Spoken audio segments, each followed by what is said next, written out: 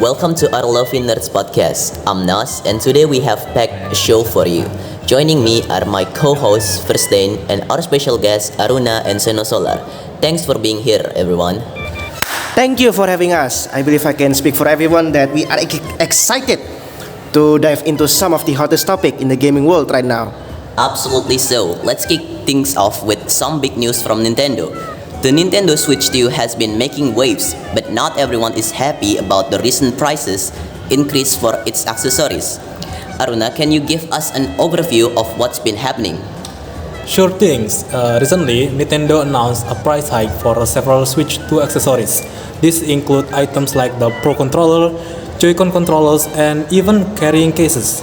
The increase is largely due to a tariff and the other market conditions.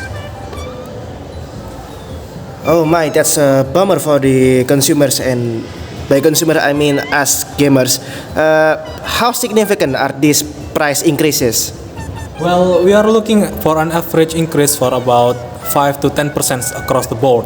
For example, the Pro Controller jumped from $79.99 to $84.99, and a pair of Joy-Con controller is now $94.99, up from $89.99. As a gamer, I have to say that this is very disappointing. Many of us are already feeling the pinch with the cost of games and consoles. This just adds to the burden. Exactly, and it's not just the accessories. The games themselves are also seeing a price hike. Mario Kart World, for instance, is priced at $80, which is higher than what we've seen for most AAA titles. That's right. Nintendo is justifying the higher price point by saying that it reflects the value and the content of the game, but it's definitely raising eyebrows among consumers. Say, how do you think that this compares to the other consoles like the PS5 and the Xbox Series X, for example? Do they have faced the similar issue Nintendo has? Well, that's a great question. While Sony and Microsoft have also had to adjust the price due to economic factors, Nintendo's increase seems more pronounced. It's a tough situation because these companies are trying to balance profitability and with affordability for consumers.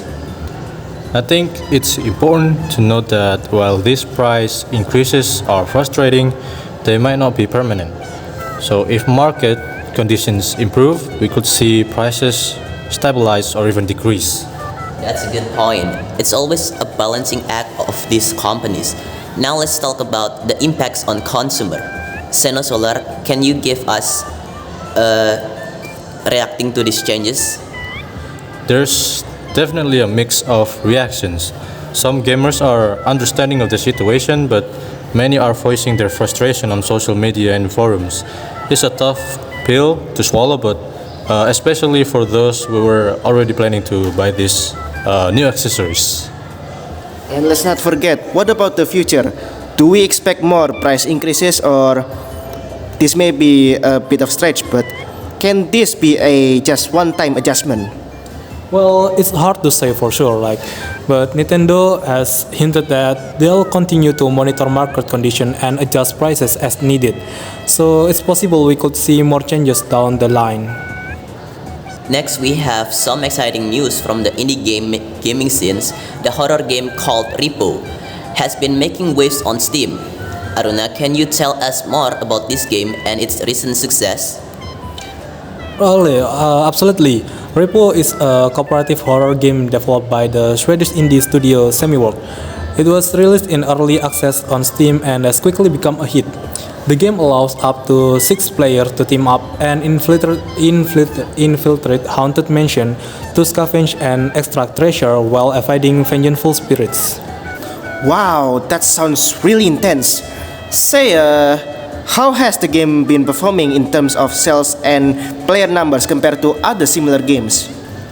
The numbers are actually impressive. According to analytics service, R.E.P.O sold over 3.1 million copies in just under 3 weeks. It has also seen a peak of over 230,000 concurrent players on Steam, which is incredible for an indie game. I can say that R.E.P.O has been all the rage in the community. It's not just the sales numbers, the game has a very active player base, and the reviews have been overwhelmingly positive in Steam. It's clear that players are really enjoying the experience. That's fantastic to hear. What do you guys think sets R.E.P.O apart from other indie horror games?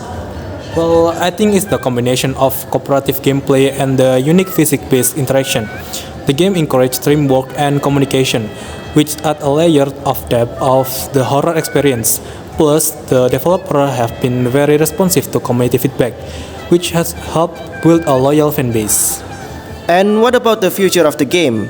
Can we expect to see more content or updates for the R.E.P.O?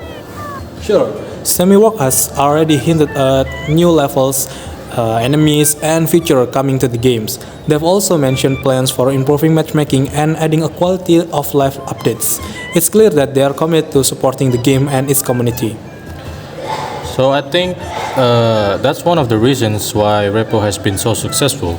Developers are actively engaging with their players, and that builds a strong community around the game. Absolutely, it's great to see an indie games achieve so much success. We'll be keeping an eye on R.E.P.O and its future developments. Thanks for the insights, Aruna and Seno Solar. Now let's move to our final topic of the day, the box office success of the Minecraft movie. Alright, let's talk about one of the biggest stories in gaming cinema this year, the Minecraft movie. This film has absolutely blown up the box office. Can you give us an overview just how well it's been doing? Yeah, absolutely. The Minecraft movie has been a phenomenal success. As of now, it has surpassed 700 million at the global box office, and it's well on its way to hitting the 1 billion mark. This makes it one of the highest grossing video games movie of all time. Wow, that is really some impressive numbers. Really, much higher than the other video games movie. Can you break down exactly how it's been performing in different regions? Yeah, sure. For example, in the United States alone, the movie has grossed over $3.5 million. Internationally, it has brought in another $375 million. And the film had staggering opening weekend, earning over $157 million domestically, which is a record for a video game adaptation. So as a gamer and a moviegoer, I have to say the hype around this movie has been insane. The chicken jockey scene in particular has become a cultural phenomenon. People are even bringing live chickens to theaters. Yeah, that's actually wild. Can you tell us more about the audience reactions and how this meme has taken off? Right, definitely. The chicken jockey scene has become a viral sensation. Fans are screaming and cheering in the theaters and also throwing some popcorns, and some have even been kicked out from bringing live chickens. It's chaotic, but it shows just how much this movie has captured the public's imagination. It's really amazing to see a movie, a video game movie I might add, to create such a buzz with the audience and the internet. How does this compare to the other successful video game adaptation? Well, the Minecraft movie has outperformed many other video game adaptations. For example, it surpassed the opening weekend of the Super Mario Bros. Movie, which was a massive hit last year. The Minecraft movie is on track to becoming the highest grossing video games movie ever. That's crazy. What do you think has contributed to its success? Is it just the popularity of the game, or is there more of it? I think it's a combination of factors. The Minecraft game itself has a massive and dedicated fan base, but the movie also captured the spirit of the game perfectly. It's a fun, adventurous film that appeals to both gamer and general audience. Plus, the marketing and hype around the film has been expertly handled. I agree. The movie feels authentic to the game, and that's something fans really appreciate. It's not just a cash grab, it's a love letter to the Minecraft community.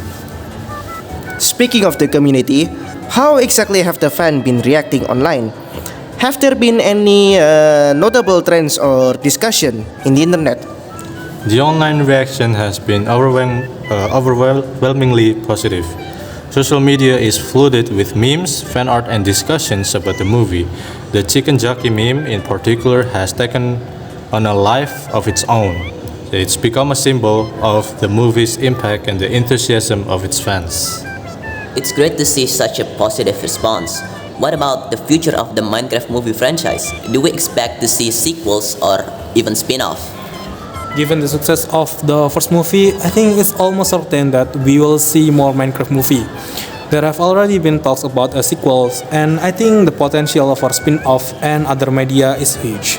The Minecraft universe is vast and full of possibility. I think fans would love to see more. The first movie has set a high bar, but there's so much more to explore in the Minecraft world. I'm excited to see where they take the franchise next. It's really an exciting time to be Minecraft fans, that's for sure. Any final thoughts about the movie success and the impact on the video game movie genre? I think the Minecraft movie has shown that video game adaptation can be hugely successful if done right. It's raised the bar for future adaptation and proven that there's a massive audience for the kinds of film. It's a game changer, pun intended. Absolutely. It's not just a success for Minecraft, it's a success for the entire genre. I hope we see more high quality video game movies in the future.